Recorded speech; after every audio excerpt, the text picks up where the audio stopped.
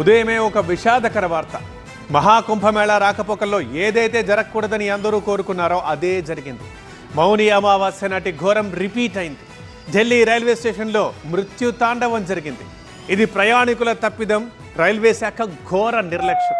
దీనికి సంబంధించిన బ్రేకింగ్ మనం చూస్తున్నాం. ఢిల్లీ రైల్వే స్టేషన్లో పెను విషాదం జరిగింది. తొక్కిసలాటలో 18 మంది కుంభమేళా భక్తులు మరణించారు.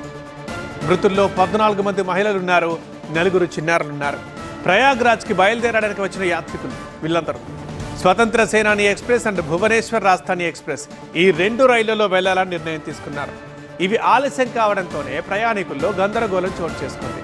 అలాగే 14, 15 ప్లాట్ఫామ్ల విషయం దగ్గర కూడా రాత్రి కన్ఫ్యూజ్కి గురయ్యారు. వెంటనే తొక్కిసలాట జరిగింది ఈ గందరగోళంలోనే. ఇది రాత్రి 10 గంటలకు జరిగింది.